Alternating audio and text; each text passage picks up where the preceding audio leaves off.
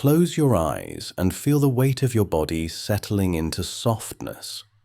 Notice the gentle pull of gravity drawing you deeper into comfort, like ancient sediment slowly accumulating on a forgotten ocean floor. Let your breathing slow to match the rhythm of geological time, where even the most dramatic events unfold with the patience of erosion. The air around you carries the faint scent of distant forests and the barely audible whisper of wind through prehistoric ferns. Our story today begins roughly 201 million years ago, when planet Earth decided to throw what can only be described as the most prolonged and destructive temper tantrum in its geological history.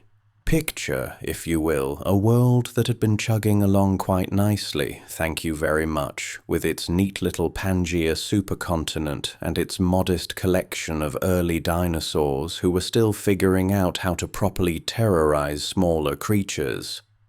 The Triassic period had been relatively peaceful in the way that any era dominated by giant crocodile-like predators and primitive mammals the size of shrews could be considered peaceful. But Earth, being Earth, apparently grew bored with stability and decided to conduct what we might generously call a stress test on the entire biosphere. The Central Atlantic Magmatic Province, which sounds like a boring government agency but was actually a massive volcanic system, began what would become the longest-running geological performance art piece in planetary history. For approximately 600,000 years, a time span that makes human civilization look like a brief sneeze, these volcanic systems belched, gurgled, and spewed molten rock with the dedication of a cosmic coffee machine that someone forgot to turn off. The sheer scale of this volcanic enthusiasm defies comfortable comprehension. Imagine every volcano you've ever heard of deciding to have a reunion party, and then multiply that by several thousand. Lava flows spread across areas larger than modern countries, creating what geologists politely term large igneous provinces, and what any reasonable observer would call a really bad time for everyone involved. The ground itself became unreliable, cracking open like poorly maintained sidewalks to release jets of superheated gas and molten rock that glowed with the cheerful intensity of industrial furnaces. As you rest here in the safety of your modern atmosphere, breathing air that contains a reasonable 21% oxygen and a modest 0.04% carbon dioxide, consider the atmospheric cocktail that Earth was mixing during this period. The volcanic systems weren't content to simply rearrange the landscape. They were determined to completely redecorate the sky as well. Carbon dioxide poured into the atmosphere with the enthusiasm of champagne from a shaken bottle, except this champagne was invisible, odorless, and capable of fundamentally altering the planet's climate system. The concentration of CO2 in the atmosphere began climbing with the steady determination of a bureaucrat ascending the ranks of middle management. Pre-extinction levels had been perfectly reasonable, allowing for a climate that supported vast forests of primitive conifers, early cycads, and ferns that stretched their fronds toward a sun that provided just the right amount of warmth. But as volcanic emissions continued their relentless atmospheric assault, carbon dioxide levels doubled, then tripled, transforming Earth's atmosphere into something resembling a poorly ventilated greenhouse designed by someone with a grudge against comfortable temperatures. The greenhouse effect, that invisible atmospheric blanket that keeps planets from becoming frozen wastelands, suddenly became as subtle as a wool overcoat in July. Solar radiation that had previously been absorbed and re-radiated in a balanced, civilized manner now found itself trapped by increasing concentrations of carbon dioxide molecules that clung to heat with the desperation of tourists hoarding souvenirs. Global temperatures began rising with the measured pace of a particularly determined thermometer climbing degree by degree toward levels that would make modern climate scientists reach for very strong coffee and possibly stronger alcohol. Listen to the gentle sound of your own breathing, steady and regular, as we consider the breathing difficulties experienced by Earth's early inhabitants during this period. The atmospheric composition was becoming increasingly hostile to the delicate respiratory systems that evolution had spent millions of years perfecting. Oxygen levels, which had been maintaining themselves at levels conducive to not suffocating, began fluctuating like the mood of a temperamental artist. Some volcanic regions released gases that displaced oxygen entirely, creating pockets of atmosphere where even the hardiest creatures would find themselves experiencing what medical professionals might charitably term breathing challenges. The oceans, those vast bodies of water that had been minding their own business for billions of years, suddenly found themselves dealing with atmospheric changes they had never subscribed to receive. As carbon dioxide concentrations increased in the air, the oceans began absorbing this excess CO2 with the dutiful resignation of a sponge that never asked to be involved in the first place.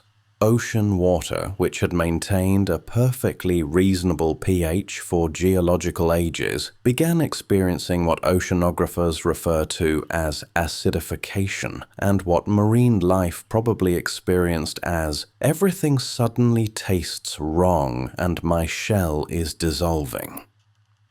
The chemistry of seawater began shifting with the inexorable logic of a science experiment conducted by an absent-minded graduate student who forgot to check the measurements.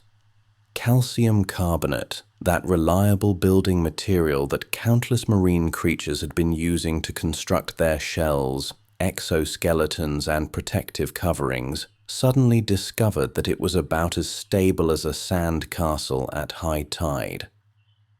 The very molecules that formed the architectural foundation of marine life began dissolving in increasingly acidic seawater, like sugar cubes in corrosive tea. Consider the profound inconvenience experienced by creatures like brachiopods, those humble shellfish that had been quietly filtering ocean water and maintaining reasonable standards of seafloor civilization for hundreds of millions of years. These industrious invertebrates had perfected the art of extracting calcium carbonate from seawater to build their protective shells, developing techniques that would have impressed any modern materials engineer. Their shells were marvels of biological architecture, featuring intricate internal structures that provided both protection and efficient filter feeding capabilities. But as ocean acidity increased, these carefully constructed shells began experiencing what can only be described as involuntary remodeling. The calcium carbonate that had taken considerable biological effort to extract and organize into protective structures started dissolving back into the seawater like chalk in vinegar. Imagine spending your entire evolutionary history perfecting a particular type of protective housing, only to watch it slowly dissolve around you while you're still living in it. The brachiopods found themselves in the uncomfortable position of creatures whose homes were literally falling apart at the molecular level. The dissolution process wasn't dramatic or sudden. Nature rarely provides the courtesy of quick endings. Instead, these shells thinned gradually, developing weak spots and structural failures that compromised their effectiveness as protection against predators and environmental hazards. Young brachiopods attempting to build their first shells discovered that the ocean chemistry was no longer conducive to their traditional construction methods, like contractors arriving at a job site to find that all the building materials have been replaced with inferior substitutes. As you lie here in comfort, feeling the solid reliability of your surroundings, imagine the uncertainty experienced by marine creatures whose entire world was becoming chemically unstable. The ocean, which had been as dependable as gravity for geological ages, was transforming into an environment where basic biological functions became increasingly difficult to maintain. Creatures that had evolved complex life cycles dependent on specific chemical conditions found themselves trying to adapt to circumstances that changed faster than evolution could accommodate. Coral reefs, those underwater metropolises built through the collaborative efforts of countless tiny organisms, began experiencing their own version of urban decay. The coral polyps that constructed these marine cities relied on symbiotic relationships with algae and precise water chemistry to build their calcium carbonate skeletons. As ocean acidity increased and temperatures rose, these delicate partnerships began breaking down like poorly negotiated business contracts. The algae, stressed by changing conditions, abandoned their coral hosts in what biologists call coral bleaching, but which probably felt more like a mass evacuation of essential workers. The marine food web, that intricate network of who eats whom that had been operating smoothly for millions of years, began experiencing disruptions that cascaded through every level of ocean life. Microscopic organisms at the base of the food chain found themselves struggling with water chemistry that interfered with their basic metabolic processes. These tiny creatures, invisible to the naked eye but fundamental to ocean ecosystems, began dying in numbers that would have been staggering if anyone had been around to count them. Phytoplankton, those microscopic marine plants that form the foundation of ocean food webs, discovered that their photosynthetic processes were being compromised by changing water chemistry and increasing acidity. These organisms, which had been converting sunlight and nutrients into biological energy with the efficiency of solar panels, began experiencing reduced productivity like factories running on insufficient power. The ripple effects of their decline moved through the food web with the inevitability of a slow-motion avalanche. Marine creatures that depended on calcium carbonate for their survival faced what can only be described as a materials shortage of epic proportions. Mollusks attempting to build shells found themselves working with increasingly inadequate supplies of their primary construction material. Sea urchins, with their elaborate spiny exoskeletons, began developing thinner, more fragile protective coverings that provided about as much protection as tissue paper armor.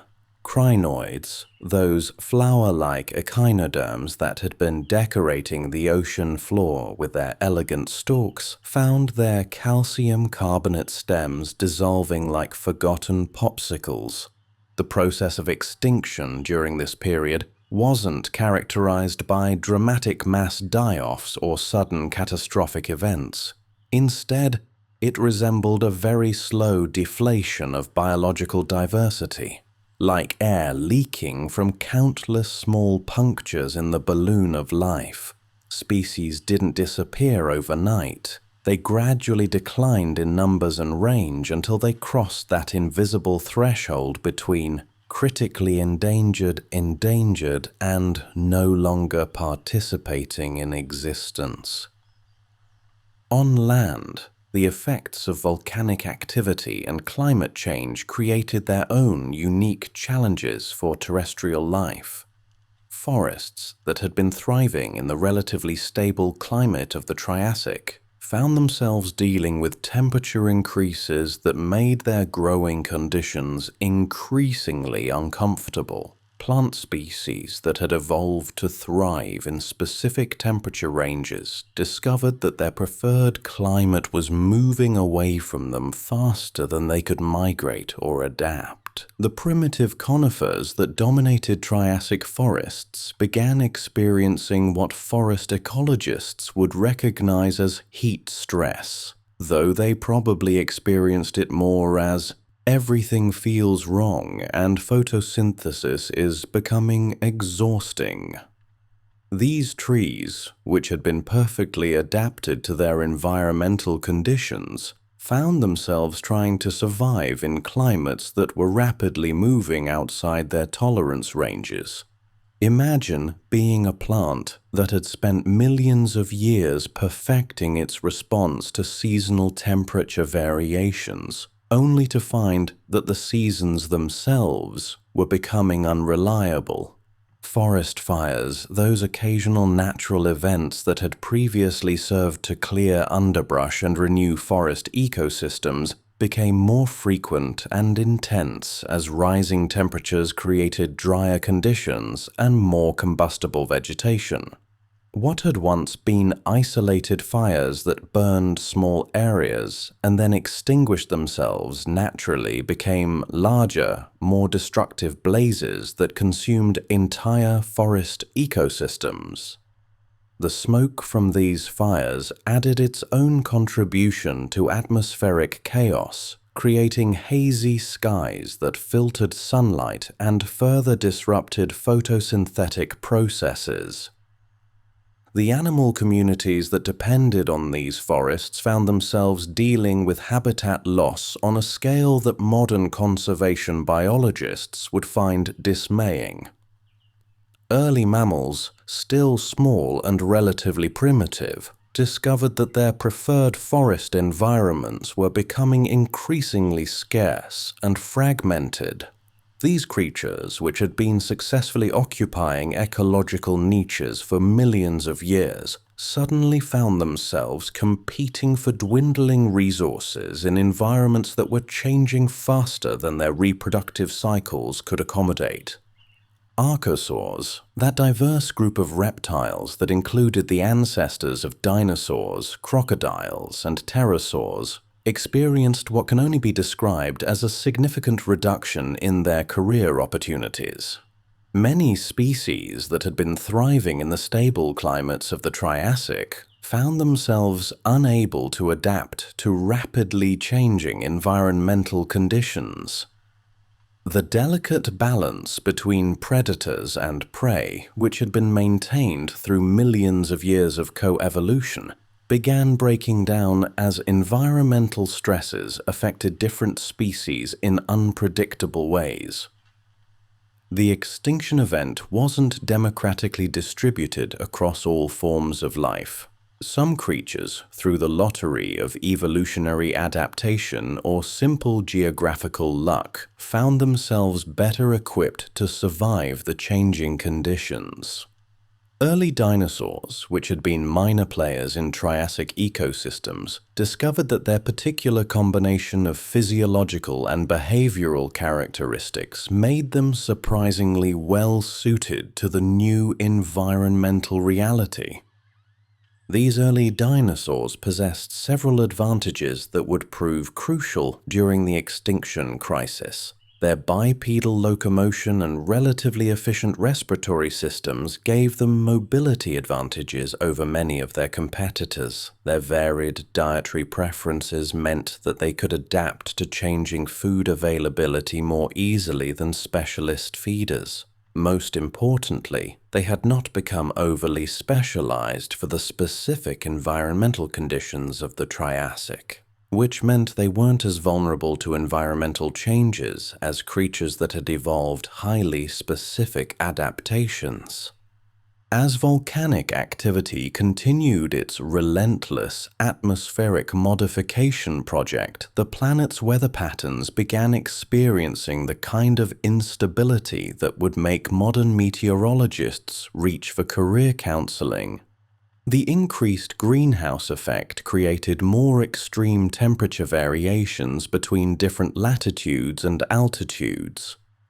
Tropical regions became uncomfortably hot even by tropical standards, while polar regions, which had previously been cool but not frozen, began experiencing their own version of climatic confusion.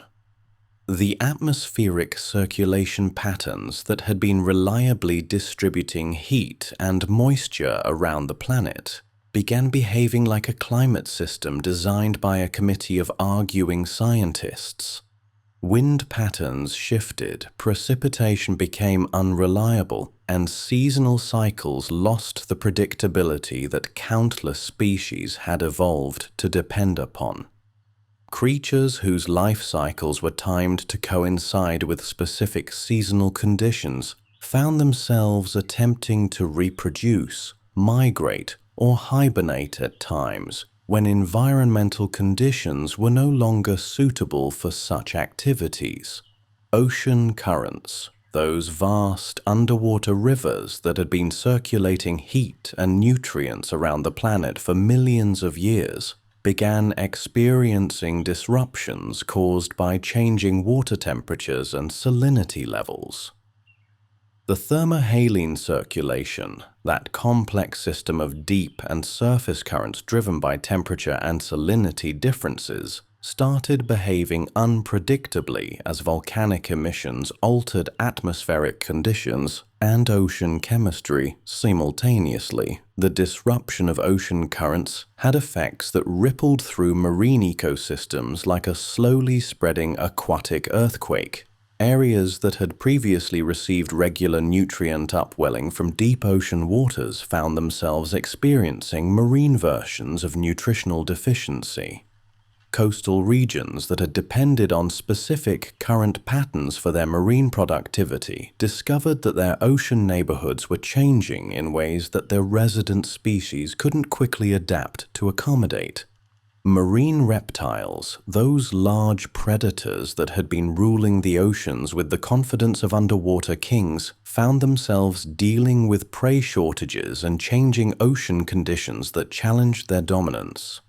Ichthyosaurs, those dolphin-like reptiles that had been perfectly adapted to marine life, discovered that their prey species were declining and their preferred hunting grounds were becoming less productive. The ocean, which had been their reliable domain for millions of years, was becoming a less hospitable place for large marine predators. The process of adaptation during extinction events reveals the profound randomness that underlies evolutionary success. Creatures that appeared perfectly adapted to their environments could find themselves completely vulnerable to environmental changes, while species that seemed unremarkable could possess hidden advantages that became crucial during times of crisis. The end-Triassic extinction demonstrated that evolutionary success is often less about perfection and more about flexibility and the simple luck of possessing characteristics that happen to be useful when conditions change unpredictably. As you rest in the gentle embrace of your modern atmosphere, consider the profound inconvenience experienced by marine ecosystems as they attempted to maintain their usual operations while their fundamental chemistry dissolved around them like sugar in increasingly acidic rain. The seafloor, that vast underwater landscape that had been accumulating sediments and fossilizing the remains of marine life for hundreds of millions of years, began experiencing what geologists politely term dissolution events, and what any reasonable observer would recognize as underwater vandalism on a planetary scale.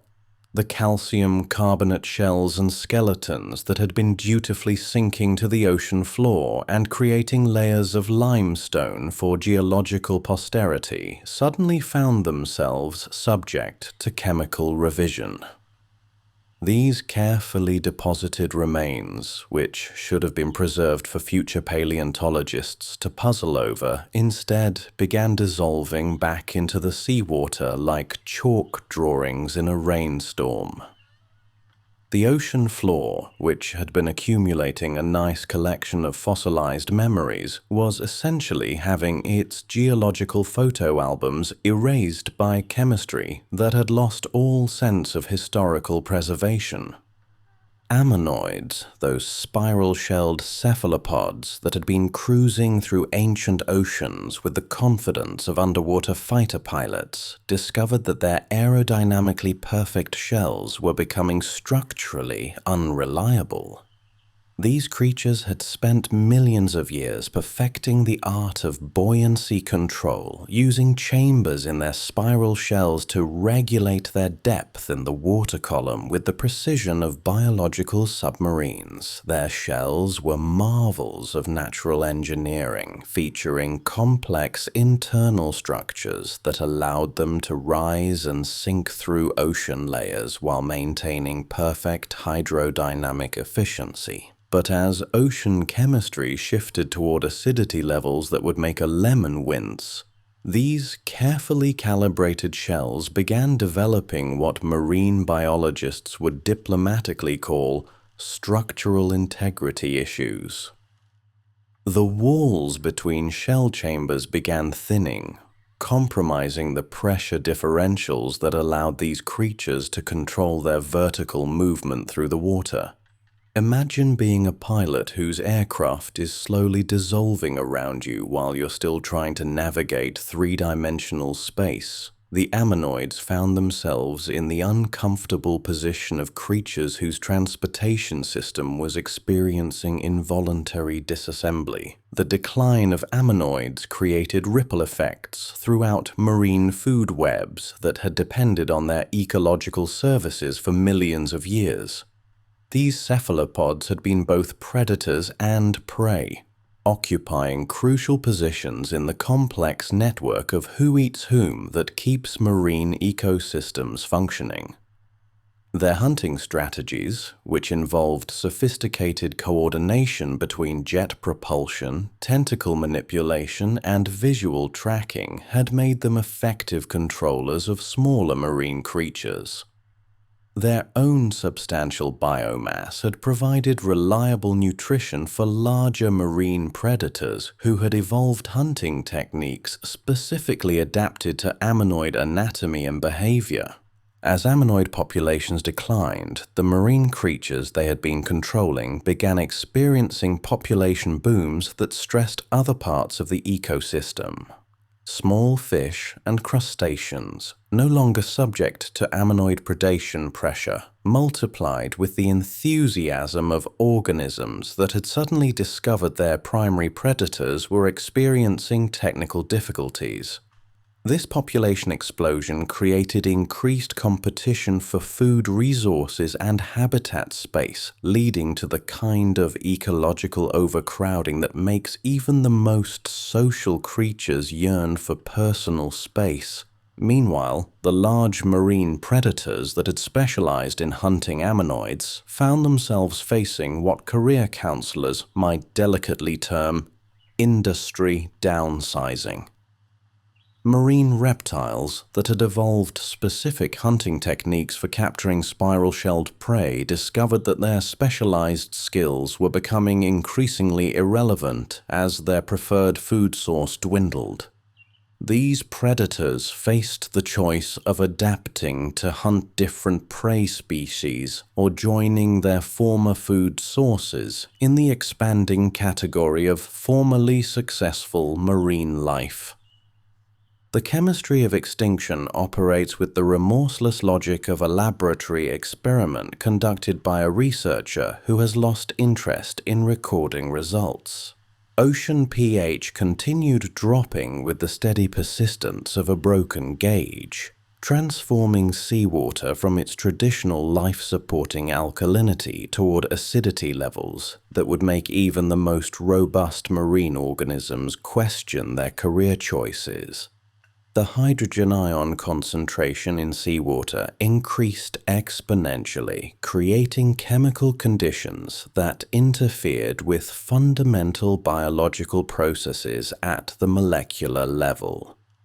Organisms that had evolved to function within specific pH ranges found themselves trying to maintain cellular processes in water that was becoming chemically hostile to their basic metabolic functions. The enzymes that controlled essential biological reactions began losing their effectiveness as changing pH levels altered their molecular structure. Imagine trying to perform delicate mechanical work while someone slowly increases the temperature of your tools until they begin warping. Marine organisms experience something similar as ocean chemistry shifted away from the conditions their biochemistry had evolved to utilize. The process of biomineralization, that remarkable biological technique by which organisms extract dissolved minerals from seawater to build shells, skeletons, and protective structures, became increasingly difficult as ocean chemistry shifted toward conditions that favored dissolution rather than precipitation. Creatures that had been successfully building calcium carbonate structures for millions of years suddenly found themselves working against chemical gradients that resisted their construction efforts, like building contractors trying to work with materials that insisted on flowing back into liquid form. Young organisms attempting to build their first shells or exoskeletons during this period faced what can only be described as a materials engineering nightmare. The calcium carbonate that their parents' generation had reliably extracted from seawater was still technically present, but it was becoming increasingly reluctant to stay in solid form once incorporated into biological structures. Juvenile mollusks found themselves building shells that began dissolving almost as quickly as they could construct them, like architects whose buildings started crumbling before the construction crews had finished installing the windows. The reproductive cycles of marine organisms, which had been synchronized with seasonal patterns of food availability and environmental conditions for millions of years, began experiencing disruptions that cascaded through entire ecosystems. Many marine species had evolved to time their reproduction with specific seasonal conditions that provided optimal survival chances for their offspring. As climate patterns became increasingly unpredictable and ocean chemistry continued shifting, these carefully timed reproductive strategies began failing with the reliability of synchronized watches in a magnetic field. Spawning events that had previously been triggered by specific combinations of temperature, day length, and water chemistry began occurring at inappropriate times or failing to occur at all. Marine creatures that had spent considerable evolutionary effort perfecting the timing of their reproductive cycles found themselves attempting to breed under conditions that were unsuitable for egg development or larval survival. The result was declining reproductive success that compounded the direct effects of environmental stress on adult populations. Filter-feeding organisms, those industrious creatures that made their living by straining tiny food particles from seawater, discovered that their feeding apparatus was becoming less efficient as changing ocean chemistry interfered with their filtering mechanisms. Brachiopods, bryozoans, and early mollusks that had evolved sophisticated filter-feeding systems found themselves unable to maintain adequate nutrition as their feeding structures became compromised by increasingly acidic seawater. These filter feeders had been performing crucial ecological services by processing vast quantities of seawater and removing particles that might otherwise have compromised water quality. Their decline created feedback loops that further degraded marine environmental conditions. As filter feeding populations decreased, ocean water became cloudier and less transparent, reducing the light available for photosynthetic organisms and creating additional stress for marine ecosystems already struggling with chemical and thermal changes. The seafloor communities that had been quietly processing organic matter and recycling nutrients for millions of years began experiencing what marine ecologists would recognize as ecosystem collapse. The complex networks of bacteria, small invertebrates, and decomposer organisms that had been maintaining seafloor health found themselves unable to function effectively in increasingly acidic conditions.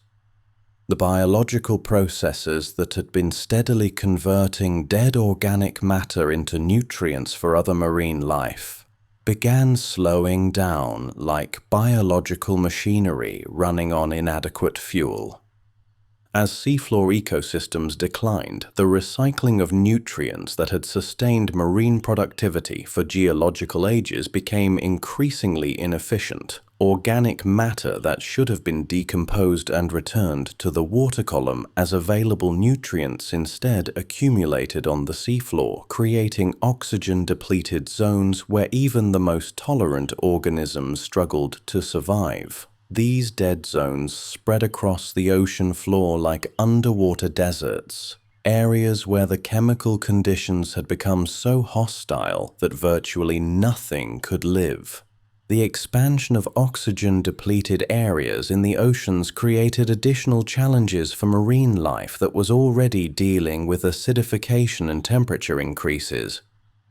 Organisms that had been successfully living in deeper ocean waters found themselves squeezed into increasingly narrow zones where oxygen concentrations remained adequate for survival. This habitat compression forced different species into closer proximity than their evolutionary history had prepared them to handle, creating new competitive pressures and predator-prey relationships.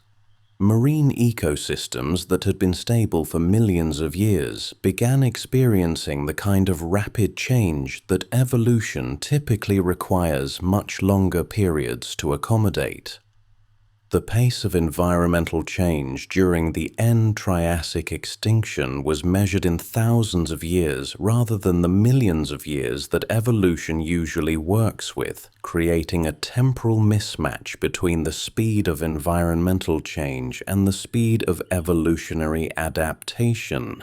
Species that might have been able to adapt to gradual environmental changes over longer time periods found themselves unable to keep pace with the rate of change they were experiencing. The genetic variation within populations, which provides the raw material for evolutionary adaptation, was insufficient to produce the kinds of rapid changes needed to survive in quickly shifting environmental conditions. Many species found themselves evolutionarily locked into characteristics that had been advantageous in previous conditions, but became liabilities as their environment changed. The volcanic systems that had initiated this planetary scale chemistry experiment continued their emissions with the dedication of industrial machinery that no one remembered how to turn off. Lava flows continued spreading across vast areas, releasing gases and particulates into the atmosphere with volumes that would make modern industrial pollution seem like a minor inconvenience. The sheer scale of these emissions defies comfortable comparison. Imagine every factory, power plant, and vehicle on Earth operating simultaneously, and then multiply that by several orders of magnitude to approach the scale of end-Triassic volcanic activity. The atmospheric effects of these volcanic emissions created feedback loops that amplified the environmental changes already underway.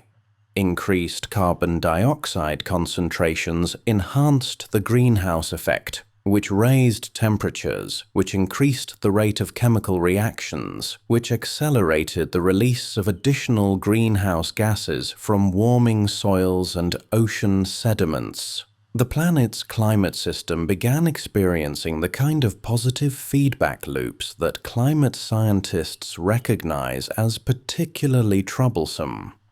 Situations where change leads to more change in the same direction, like a ball rolling down an increasingly steep hill. Volcanic ash and aerosols in the atmosphere created their own complicated effects on global climate patterns. While greenhouse gases were warming the planet, volcanic particles in the upper atmosphere were reflecting sunlight back to space, creating cooling effects that partially counteracted the warming trends. The result was a climate system experiencing contradictory influences simultaneously, leading to regional climate patterns that were both more extreme and less predictable than anything the planet had experienced in recent geological history.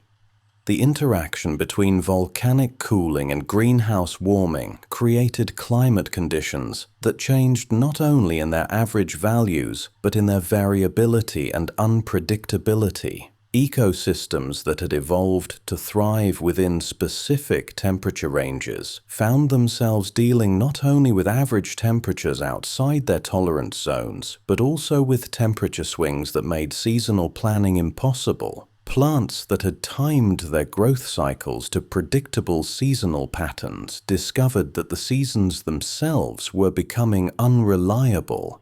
Terrestrial ecosystems experienced their own version of environmental chaos as atmospheric changes interacted with changing precipitation patterns and soil chemistry. The forests that had dominated Triassic landscapes found themselves dealing with water availability that fluctuated unpredictably between drought and flooding. Root systems that had evolved to extract water from soils with predictable moisture content discovered that their traditional water sources were becoming either unavailable or overwhelmingly abundant at inappropriate times. Soil chemistry itself began changing as increased atmospheric acidity altered the pH of rainwater. Plants that had evolved to thrive in soils with specific chemical characteristics found themselves trying to extract nutrients from soils that were becoming increasingly acidic. The mycorrhizal relationships between plant roots and soil fungi, those mutually beneficial partnerships that had been facilitating plant nutrition for hundreds of millions of years, began breaking down as soil chemistry shifted outside the tolerance ranges of both partners. The breakdown of soil ecosystems created cascading effects through terrestrial food webs that paralleled the disruptions occurring in marine environments.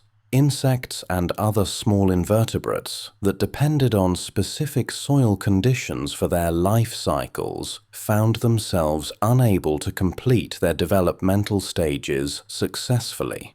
The decline of soil invertebrate populations reduced food availability for small vertebrates, which in turn affected the larger predators that depended on them for nutrition.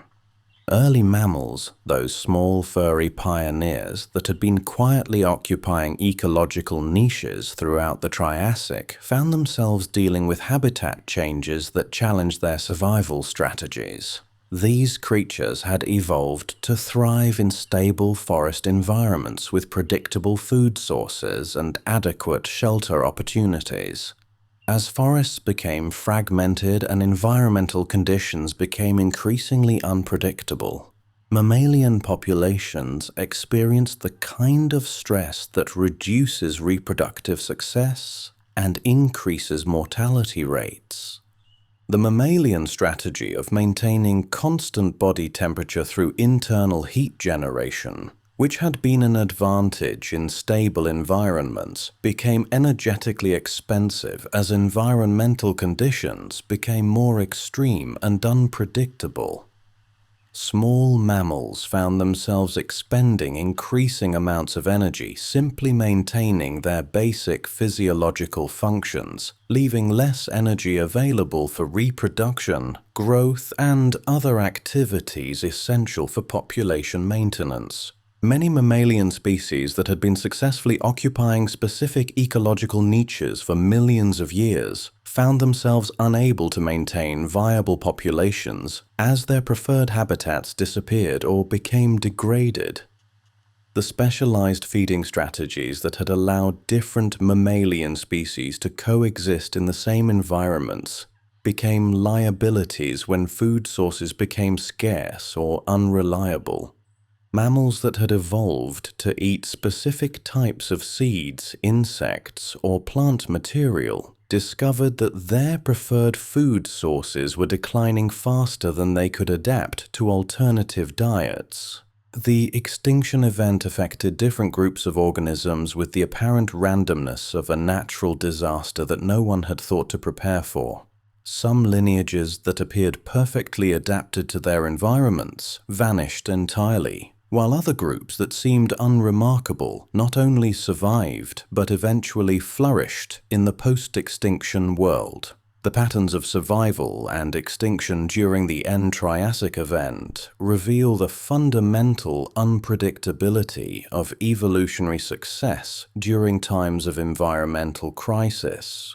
Therapsids, those mammal-like reptiles that had been dominant terrestrial predators during the Permian and early Triassic, found themselves particularly vulnerable to the environmental changes occurring during the extinction event. These creatures had evolved sophisticated physiological and behavioral adaptations that had made them successful in stable environments. But many of these same adaptations became disadvantageous as environmental conditions shifted rapidly. Large therapsid predators faced the double challenge of requiring substantial food intake to maintain their metabolic needs while their prey species were declining due to environmental stress. The energetic costs of being a large predator became unsustainable when prey populations were insufficient to support predator energy requirements. Many therapsid lineages that had been evolutionary success stories for millions of years found themselves unable to maintain viable populations as their ecological foundations eroded. The decline of therapsid diversity created ecological opportunities that early archosaurs, including the ancestors of dinosaurs, were positioned to exploit. These reptilian lineages possessed physiological characteristics that proved advantageous during the environmental crisis.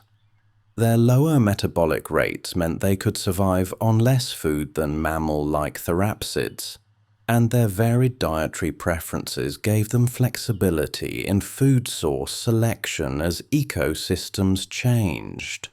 Archosaur respiratory systems, which featured more efficient airflow patterns than the respiratory systems of many other vertebrate groups, provided advantages in the changing atmospheric conditions of the end-Triassic world as oxygen concentrations fluctuated and air quality declined due to volcanic emissions. Creatures with more efficient respiratory systems found themselves better equipped to extract adequate oxygen from increasingly challenging atmospheric conditions.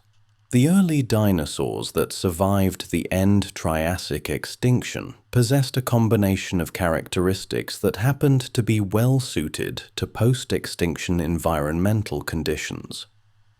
Their bipedal locomotion provided energy-efficient movement across changing landscapes. Their varied dietary preferences allowed them to exploit whatever food sources remained available, and their reproductive strategies were flexible enough to adapt to unpredictable environmental conditions. But the success of early dinosaurs during and after the end-Triassic extinction should not be understood as evidence of their superior design or inevitable dominance.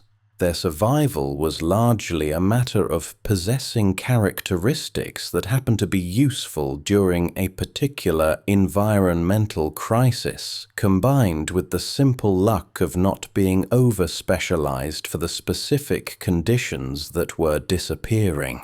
Evolution during extinction events reveals more about the importance of flexibility and chance than about the triumph of superior organisms. The recovery of ecosystems following the end-Triassic extinction required millions of years and proceeded through stages that would be familiar to anyone who has watched ecological succession in disturbed environments. Pioneer species that could tolerate harsh conditions gradually colonized damaged habitats, slowly modifying environmental conditions to become more suitable for other organisms. This ecological recovery was complicated by continued volcanic activity and unstable climate conditions that persisted for hundreds of thousands of years after the initial extinction event.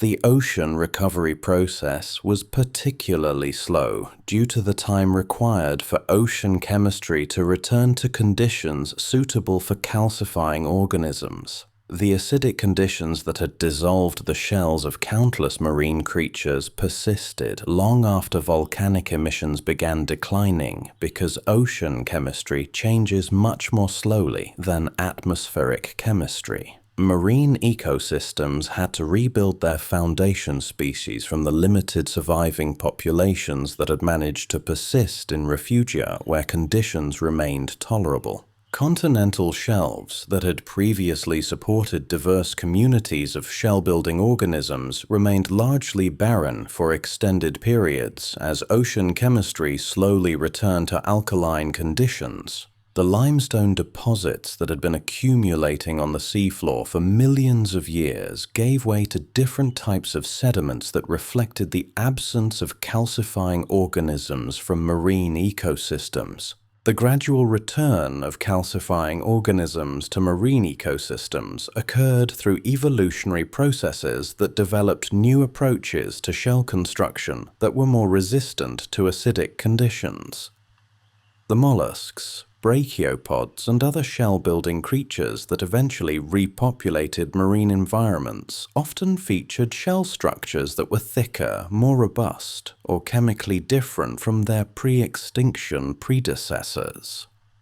This evolutionary response to ocean acidification demonstrates the remarkable ability of life to adapt to changed conditions, but also reveals the costs of such adaptation. The energy expenditure required to build more robust shells in challenging chemical conditions reduced the energy available for other biological functions, affecting growth rates, reproductive success, and competitive abilities. Recovery from extinction events involves not just the return of species diversity, but the reconstruction of efficient ecological relationships that had been disrupted by environmental crisis.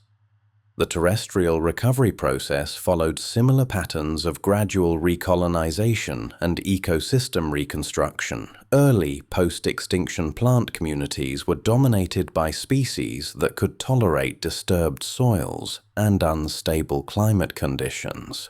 These pioneer plants slowly modified soil chemistry and stabilized erosion patterns, creating conditions more suitable for the gradual return of more diverse plant communities. The re-establishment of complex forest ecosystems required the coordinated recovery of numerous interdependent species: trees, understory plants, soil microorganisms, mycorrhizal fungi, insects, and vertebrates, all of which needed to re-establish the ecological relationships that had been disrupted during the extinction event. This process of ecological reconstruction proceeded slowly, constrained by the rate at which different species could recolonize suitable habitats and re-establish functional ecological interactions. Animal communities that depended on stable, mature forest ecosystems were among the last to recover from the extinction event. The complex food webs and habitat relationships that support diverse animal communities require the foundation of established plant communities and stable environmental conditions.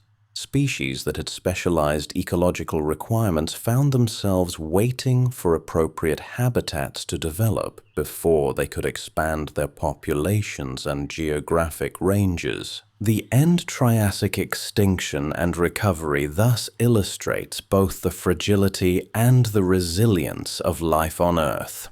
Ecosystems that had been stable for millions of years could be disrupted by environmental changes occurring over thousands of years, yet life eventually recovered and diversified into new forms adapted to changed conditions. The process revealed that while life as a whole is remarkably persistent, individual species and ecosystems can be vulnerable to environmental changes that exceed their adaptive capacity. The geological record of the end-Triassic extinction preserves evidence of this planetary scale experiment in atmospheric chemistry and biological resilience. Rock layers deposited during the extinction interval contain chemical signatures that document changing ocean chemistry, volcanic emissions, and the decline and recovery of marine ecosystems. These geological archives provide detailed records of how Earth systems responded to extreme environmental stress.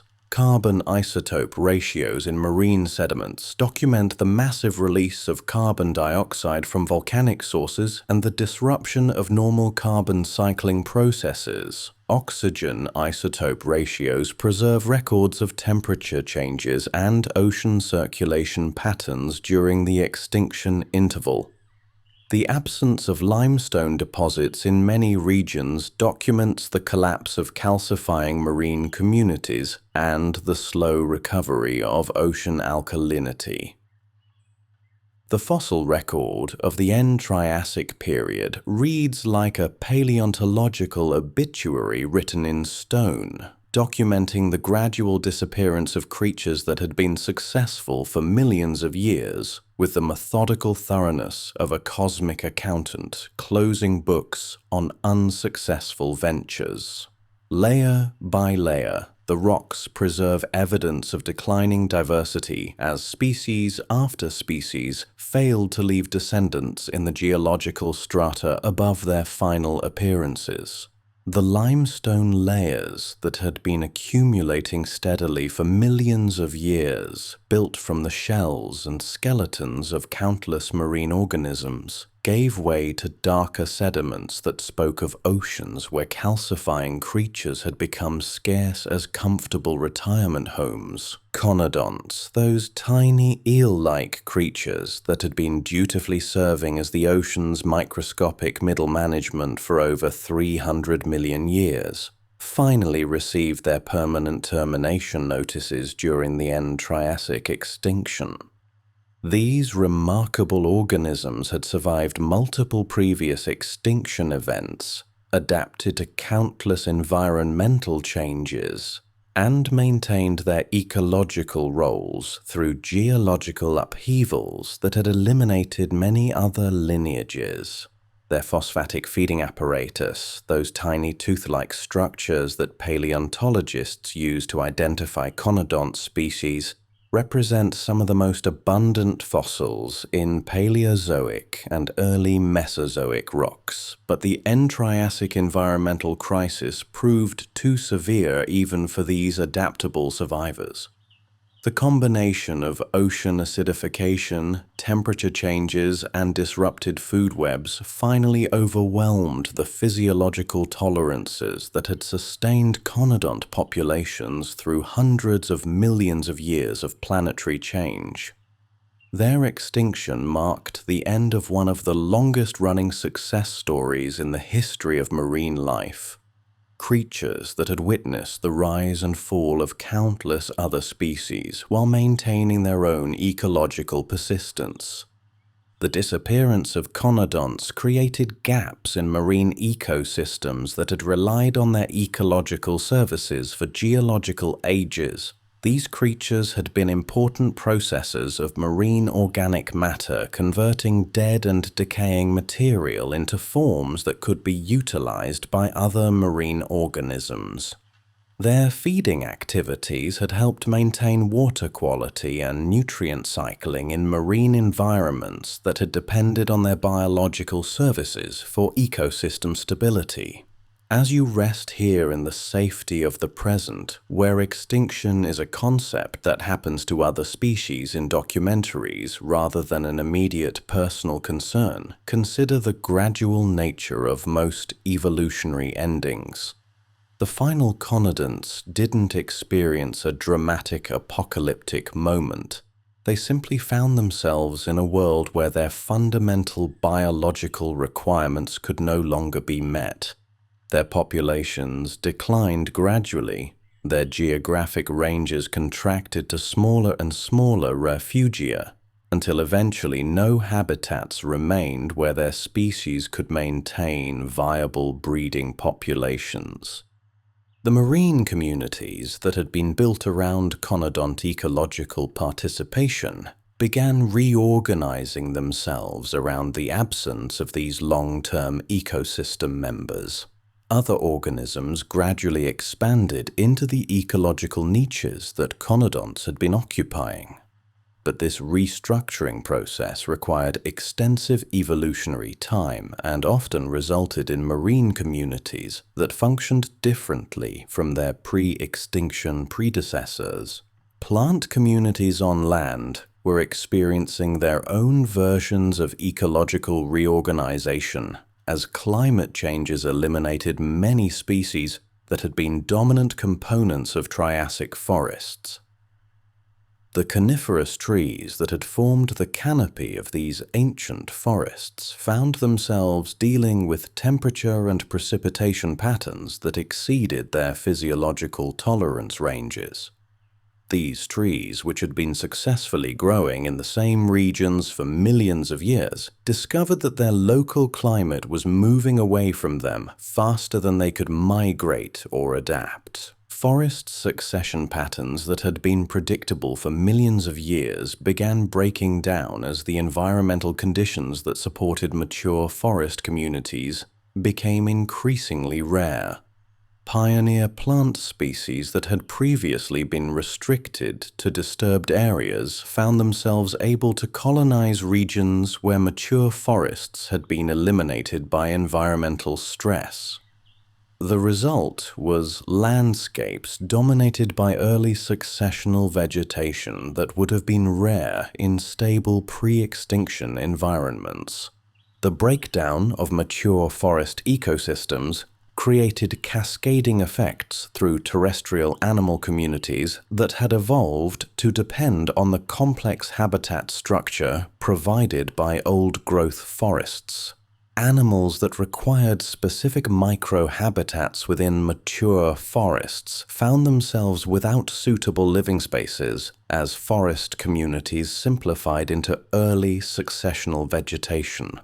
Creatures that had evolved to exploit the vertical habitat gradients of complex forests discovered that their three-dimensional living spaces had been flattened into much simpler ecological arrangements. Insect communities, those diverse assemblages of small arthropods that had been occupying countless specialized niches within Triassic ecosystems, experienced massive reorganization as their host plants and habitat structures changed or disappeared. Many insect species had evolved intricate relationships with specific plant species, depending on particular chemical compounds, leaf structures, or reproductive timing that had co-evolved over millions of years. As plant communities changed rapidly, these specialized relationships often could not be maintained. The disruption of plant-insect relationships created ripple effects through terrestrial food webs that had depended on insect diversity and abundance for their basic energy flow. Small vertebrates that had specialized in eating particular types of insects found themselves facing food shortages as their preferred prey species declined. The decline of insectivorous animals affected larger predators that had depended on them for nutrition, creating food web collapses that propagated through multiple ecological levels.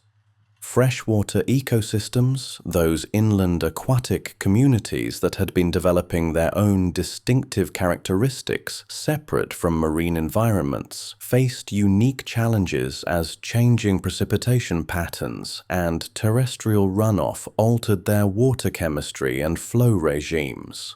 Rivers and lakes that had maintained stable conditions for millions of years began experiencing water quality changes that affected their resident fish, amphibian, and invertebrate communities.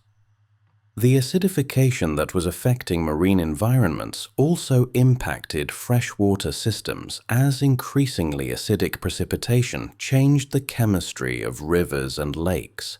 Freshwater organisms that had evolved to function in neutral or slightly alkaline water conditions found themselves dealing with pH levels that interfered with their physiological processes. Fish that had been successfully reproducing in particular river systems discovered that water chemistry changes were affecting their egg development and larval survival. Amphibians, those dual citizenship vertebrates that had been successfully exploiting both aquatic and terrestrial environments, faced challenges in both of their required habitats simultaneously. Their aquatic reproductive stages were affected by changing water chemistry, while their terrestrial adult stages dealt with habitat loss and climate change. The complex life cycles that had allowed amphibians to exploit resources from both environments became vulnerabilities when both environments were experiencing stress simultaneously. The decline of amphibian populations created gaps in both aquatic and terrestrial ecosystems that had depended on their ecological services. Amphibians had been important predators of insects and other small invertebrates, helping to control populations that might otherwise have become problematic for plant communities. Their decline allowed some invertebrate populations to increase beyond levels that their ecosystems had evolved to accommodate.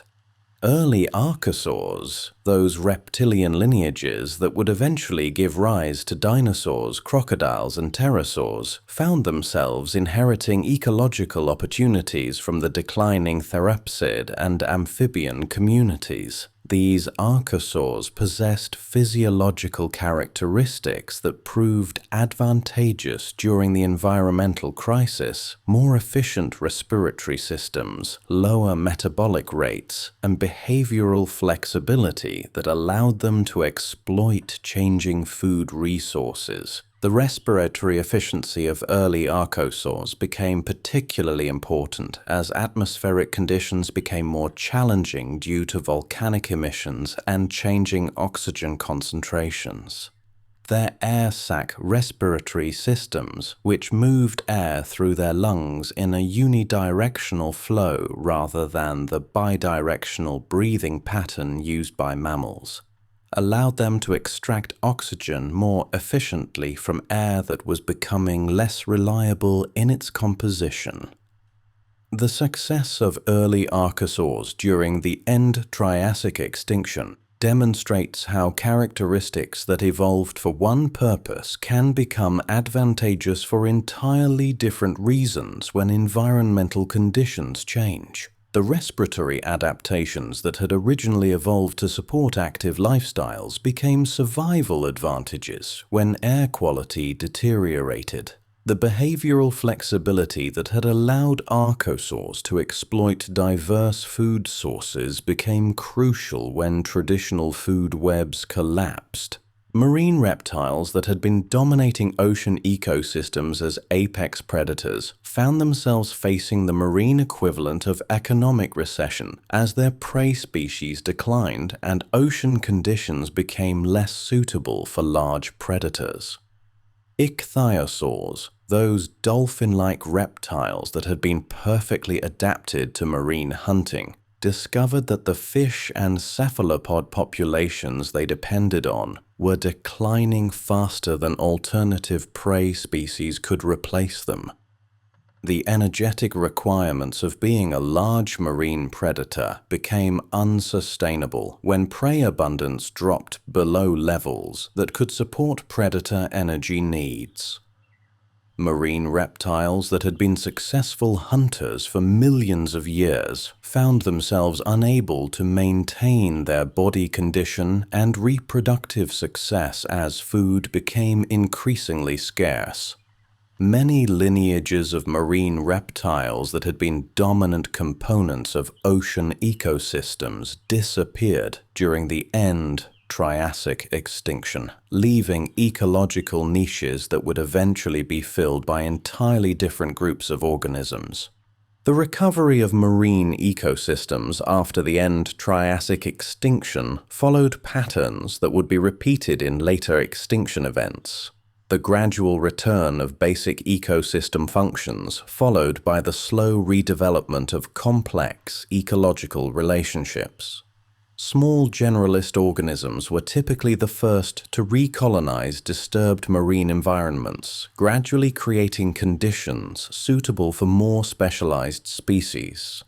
Fish communities that survived the extinction event were generally those with flexible dietary habits and broad environmental tolerances. Specialist feeders and species with narrow environmental requirements were more likely to disappear during the crisis, leaving marine ecosystems dominated by generalist species that could exploit whatever resources remained available. This pattern of ecological simplification followed by gradual diversification became a recurring theme in post-extinction recovery processes. The evolutionary innovations that appeared during the recovery from the end-Triassic extinction laid the foundation for the distinctive characteristics of Jurassic ecosystems. The dinosaur lineages that survived and diversified after the extinction developed the anatomical and behavioral characteristics that would allow them to become the dominant large terrestrial vertebrates for the next 150 million years. Early sauropod dinosaurs began developing the elongated necks and specialized digestive systems that would eventually allow their descendants to exploit plant resources that were inaccessible to other herbivores.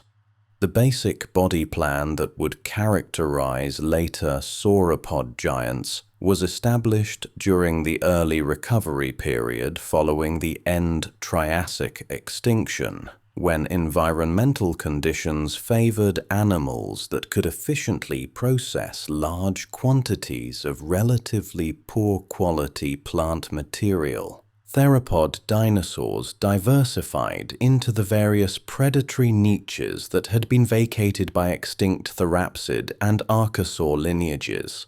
The cursorial adaptations that would characterize many later theropod groups, long legs, efficient bipedal locomotion, and specialized predatory equipment, were refined during the post-extinction period when hunting strategies needed to be adapted to changed prey communities and habitat structures.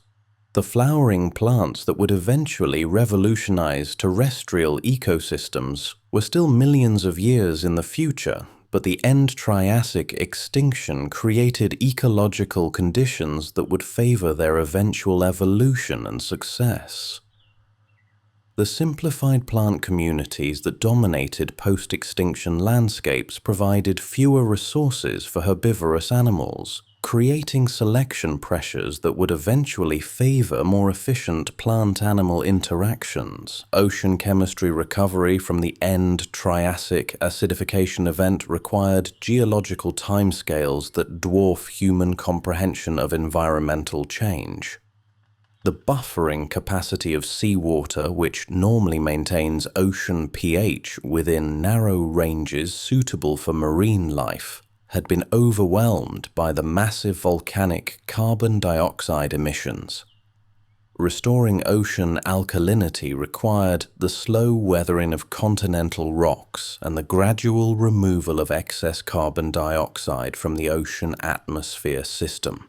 The process of ocean chemical recovery was complicated by feedback mechanisms that slowed the return to pre-extinction conditions. Reduced populations of calcifying organisms meant that less calcium carbonate was being removed from seawater, slowing the natural buffering processes that normally maintain ocean alkalinity. The recovery of marine ecosystems thus depended on both the restoration of suitable chemical conditions and the evolution of marine organisms capable of thriving in those restored conditions. Coral reef ecosystems, which had been important components of shallow marine environments before the extinction, required particularly long recovery times because of their dependence on specific water chemistry conditions and complex ecological relationships. The corals that eventually recolonized suitable habitats were often different species from those that had dominated pre-extinction reefs, representing evolutionary responses to the changed environmental conditions. The carbonate platforms that had been built by pre-extinction marine communities were replaced by different types of marine sedimentary environments that reflected the absence of major calcifying organisms. These changed sedimentation patterns are preserved in the geological record as distinctive rock layers that document the transition from pre-extinction to post-extinction marine conditions. Continental weathering patterns changed during the post-extinction recovery period as terrestrial vegetation slowly recolonized disturbed landscapes. The reduced plant cover that characterized early post-extinction terrestrial environments allowed increased erosion and changes in the chemical composition of runoff reaching marine environments. These changes in continental weathering contributed to the slow recovery of ocean chemistry by providing alkalinity that helped buffer marine acidity. The climate system gradually stabilized as volcanic emissions declined and atmospheric carbon dioxide concentrations slowly decreased through natural processes, carbon sequestration processes. However, this climate recovery occurred over timescales of hundreds of thousands to millions of years, much longer than the timescales over which biological communities can adapt to environmental change. The result was a prolonged period of ecological instability as climate conditions slowly approached new equilibrium states. Temperature patterns during the post-extinction recovery period remained more variable and extreme than pre-extinction conditions for extended periods. This climate instability contributed to the slow pace of ecosystem recovery by preventing the establishment of stable ecological relationships that could support diverse biological communities. Species that might have been able to survive stable post-extinction conditions found themselves unable to maintain viable populations under conditions of continued climate variability. The end-Triassic extinction thus represents a case study in how Earth systems respond to extreme environmental stress and the timescales required for recovery from such disturbances. The event demonstrates both the vulnerability of complex ecosystems to rapid environmental change and the remarkable ability of life to eventually recover and diversify under new conditions.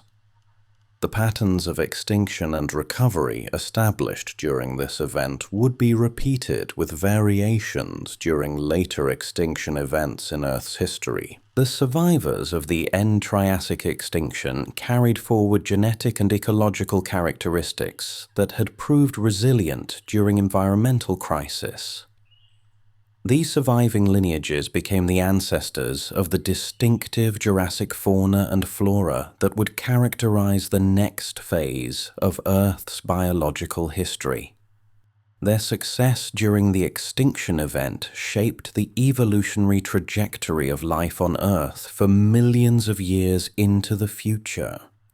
The end of our story finds planet Earth slowly emerging from its extended atmospheric tantrum, like a cosmic patient recovering from a particularly severe case of chemical indigestion.